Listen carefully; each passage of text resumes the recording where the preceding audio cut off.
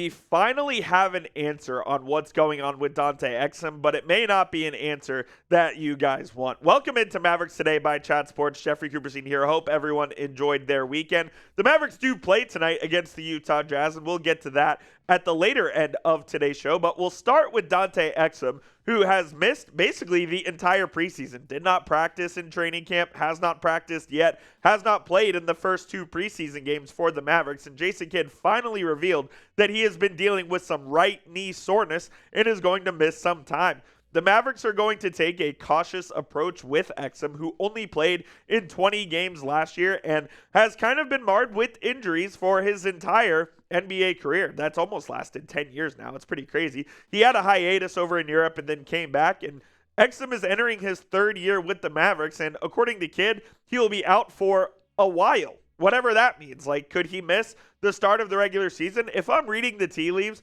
I do think he misses the start of the regular season, and that is going to be a significant blow to the Mavericks, who are already dealing with injuries to multiple other point guards, including Brandon Williams and obviously Kyrie Irving.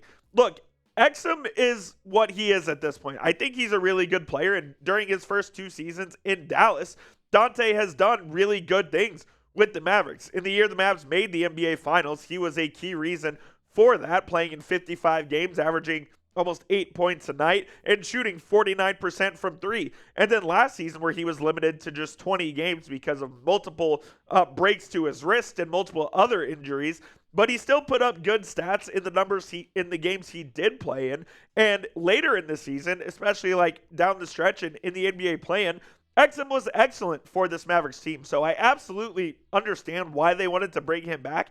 I was in favor of wanting to bring Dante Exum back as well, but this is just something you're going to have to deal with when it comes to Dante. Like, you know he's going to be injured. You know he's going to miss time.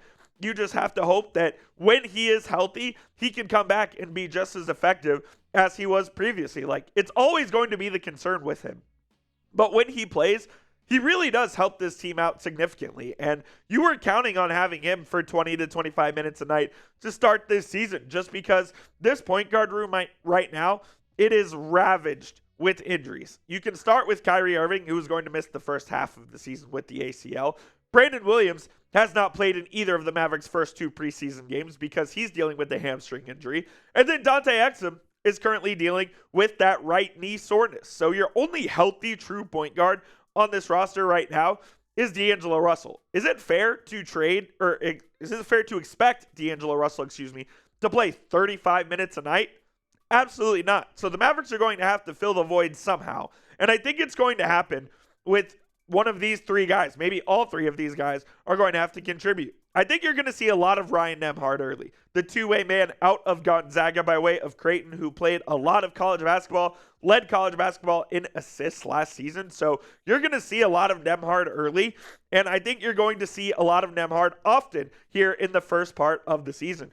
Cooper Flagg is going to have to handle the ball a little bit as well and play a little point forward, and as will Najee Marshall. So, yeah, the Mavericks are, I would say, well-ish equipped to handle the absence of Brandon Williams and Dante Exum to start the season, but it is certainly not ideal that you're already starting the year behind the 8 ball when it comes to your point guards. And especially in Nembhard's case, I really do think he has an early chance to shine. And it's going to be a difficult balancing act for Jason Kidd and the Mavericks front office because he's on a 2-way deal. He's only active for 50 games. And the Mavericks ran into this problem last season with Brandon Williams, and they used up all of his 50 games that he was available to be active for.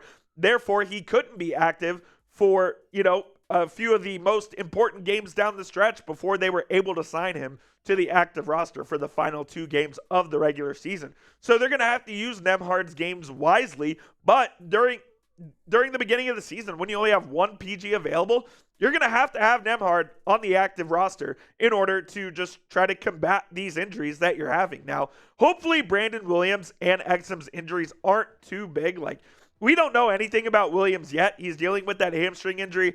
Jason Kidd said it was a one-week injury. It's already been over 1 week since that injury occurred. I would be surprised if we saw either of them to start opening night against the San Antonio Spurs. but hopefully they don't miss too much time into the regular season. You're able to get those guys healthy and you're able to get those guys playing so you can stretch out the amount of games that Ryan Nembhard is actually active for the Mavericks roster. And at the end of the day, they really can't go sign someone in free agency. They can't bring Delano Banton off of that Exhibit 9 onto the active roster. They can't bring Dennis Smith Jr. on that Exhibit 9 onto the active roster because the roster is already full. I don't see a scenario where they're going to cut Dante Exum. I don't see a scenario where Brandon Williams gets cut, even though there is some partial guarantees in Williams' contract that would allow the Mavericks to cut him before the start of the season. I don't see either of those things happening. So I'm operating as if this roster is already full. They're going to have to make do with what they have. They're going to have to find multiple ways to skin the cat, and maybe that requires Cooper Flagg, Najee Marshall, Ryan Nembhard, and whoever it else may be to handle the rock going forward, and especially in the first part of the season. Not going to lie to you guys, I'm pretty concerned. But you guys let me know what your confidence level in the Mavericks point guards are right now. I'll give it a 4.5 or a 5. Like, I'm very concerned about the injuries and how it may impact the start of this season, in which the Mavericks really, really need to start out hot. You have 5 games to start the season at home, and hopefully the Mavs can kind of withstand that storm. And by then, they'll have some of their guys back and be able to be a little more full tilt. But it's just not good. I mean, being injury ravaged at the most important spot at the start of the season, not good, Jim. Not good at all. Like, I know the Mavericks are going to play this inside-out offense where they're going to be running it between Derek Lively, Anthony Davis, Daniel Gafford, PJ Washington. Like, the bigs are going to be very integral in this new-look Mavs offense, but your PG is still your most important player on the court. He's still the floor general. He's still running the offense. He's still creating shots for others. And the Mavericks having a lack of basically warm bodies at that position is certainly very concerning to myself. And hopefully they're able to just withstand the storm. And hopefully after the first 5-game homestand, they're able to get either Brandon Williams or Dante Exum back. I think the Mavs are going to be overly cautious with Exum. Hopefully they can be overly cautious. He's able to come back 100% healthy and will play just more than 20 games like he did last year. I'm looking for Dante to play 60 games this season. Is that too much to ask? If he misses 22 games with injury this season and ends up playing 60, I think that would be a win for the Mavericks. I hope he can get to that number this season. But here we go, guys. The season starts next week. I cannot wait to start doing watch parties with you guys, start breaking down actual Mavericks basketball. I'm ready to see this team in action, man. Absolutely cannot wait. Subscribe and come along for the ride right now at youtube.com/MavsTV. We'll be live for Mavericks versus Spurs next week. Season opener, Victor Wembanyama, Anthony Davis. Cannot wait. The I-35 rivalry is renewed for the 3rd straight year on opening night. It's very strange. But subscribe, come along for the ride. We'll be here all throughout the season. This show is brought to you by PrizePicks, and you and I make decisions every single day, but on PrizePicks, it is good to be right. The football season is in full swing, and basketball season is right around the corner, and you can play PrizePicks with me or your friends. You can follow other PrizePicks players directly on the app and copy their lineups in one click. Whether it's a friend, a celebrity partner, or just someone whose picks you like, hit the follow button and check out every lineup they create in the new feed tab on PrizePicks. Another thing about PrizePicks that's great is they put their users first, so all withdrawals are fast, safe, and secure. And PrizePicks offers Venmo, Apple Pay, MasterCard, and more for quick and easy deposits and withdrawals into your account this season. I do have a Monday Night Football projection for you guys. Give me the more on Bijan Robinson rush attempts at 15.5. I'll take the less on Keon Coleman, 39.5 receiving yards. I'll take the more on Caleb Williams interceptions. I think he'll throw one. And give me the more on Ja'Cory Krosky-Merritt, a.k.a. Bill, to get into the end zone as well. You can copy my picks or make picks of your own. Just please make sure you do it with our friends over at PrizePicks. Download the PrizePicks app today and use code CLNS to get $50 in lineups after you play your first $5 lineup. One more time, that's code CLNS to get $50 in lineups after you play your first $5 lineup. PrizePicks, it is good to be right. An alarming trend from the Mavericks' first 2 preseason games, specifically the one against the Charlotte Hornets on Saturday night. And by the way, whoever scheduled the Mavericks preseason game on Saturday night at home on the same day of Texas OU, get a reality check, dude. No one's watching a Mavericks preseason game on Saturday. But alas, I did end up going back and watching the game, and I saw this alarming trend. And it was that the Mavericks got out-rebounded 54-37 on Saturday. How is that possible? Anthony Davis played.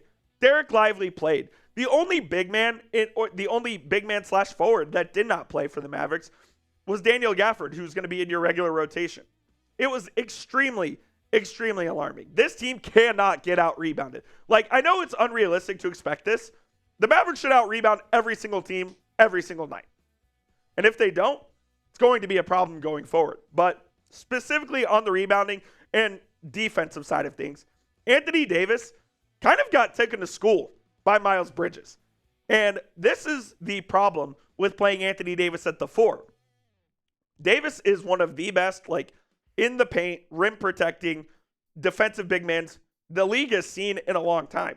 But when you get a more athletic, maybe I wouldn't call Miles Bridges undersized, but a smaller 4 who can get you out on the perimeter and just get Anthony Davis's feet moving, that is how you can attack this Mavericks defense and certainly be a problem. And I think teams are going to try to take advantage of that, where they're pulling AD out of the paint, they're getting him on the outside and having him face more athletic, more versatile wing players like Miles Bridges, who he's not as accustomed to defending. Like, AD is accustomed to defending the back-to-basket guys who are bigger and more physical. He's not, super used to guarding the guys like Miles Bridges. So I thought that was concerning on some level because the Mavs are going to rely so heavily on AD's defensive prowess in order to be one of the best defensive teams here in the NBA this season. But if AD is constantly being brought out to the perimeter, being forced to move his feet, being forced to guard guys who are a little quicker than him, I think the Mavs could be in some sort of trouble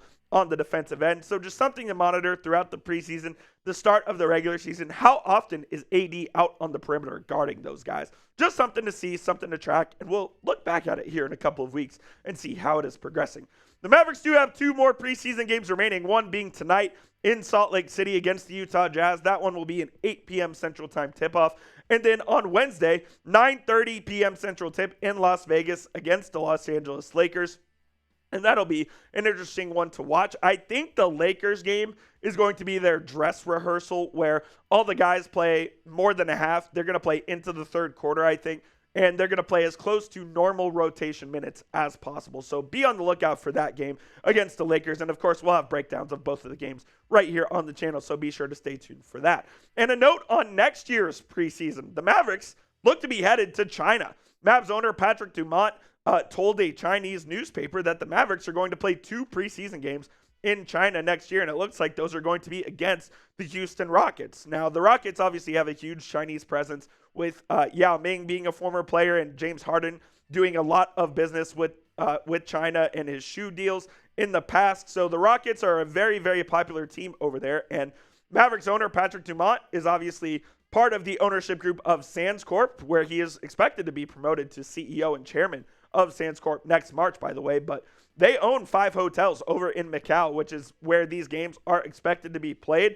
And an interesting thing about this is Dumont was really like the guy who broke the tension between the NBA and China. Like, for the last 5 or 6 years, whether you believe it or not, the NBA and China really did like no business whatsoever. But once Dumont was elevated to governor and majority owner of the Mavericks, he helped, ease the relations and basically thaw the ice between the NBA and China. So the NBA is really happy with how Patrick Dumont has operated in that aspect. And it looks like the Mavs are going to be over in China for at least the first 2 preseason games of next year, probably at the whatever Sands Corp hotel that he has. I think, there's like 5 of them over there that he owns. So that'll be an interesting little caveat for next year's preseason. It's always interesting going international for preseason. How will those guys' bodies react to being in a different time zone? Like, excuse me, China is like a 13-hour time difference between Dallas and over there. So it'll be interesting to see, but that's for next season. We're focused on this season. The Mavs did go to China Luka's rookie season, though, in 2018. That was the last time they've been over there. So it'll be 8 years after next season, or after this season, before they return to China. Will be interesting. Just a little fun note, but hopefully the Mavericks can get going this season with the final 2 preseason games of the year tonight and Wednesday against the Jazz and the Lakers on the road. Before we get out of here, I want you guys to tell me, what are you looking for in tonight's game? The Mavs taking on the Utah Jazz, who do have a couple of talented big men in their own right. I think I'm looking for AD to bounce back from that rough performance against the Charlotte Hornets.